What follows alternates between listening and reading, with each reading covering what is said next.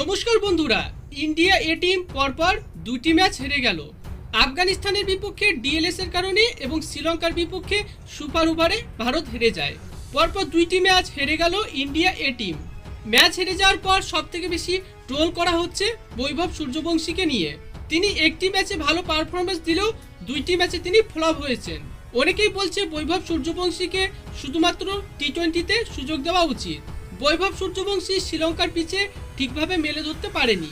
তবে ইন্ডিয়া এ টিমের হয়ে ব্যাট হাতে ঋতুরাজ গায়কোয়াড় প্রত্যেকটা ম্যাচেই পারফরমেন্স দিচ্ছে।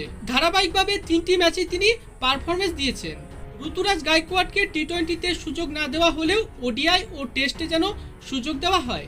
এছাড়াও ইন্ডিয়া এ টিমের বোলাররা প্রত্যেকটা ম্যাচেই দুর্দান্ত ধারাবাহিকভাবে পারফরমেন্স করছে।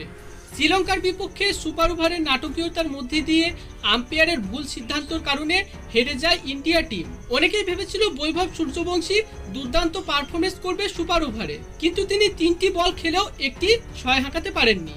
ইন্ডিয়া এ টিমের পরবর্তী ম্যাচ আফগানিস্তানের বিপক্ষে দুর্দান্ত পারফরমেন্স করে যে কোনো উপায়ে জিততেই হবে।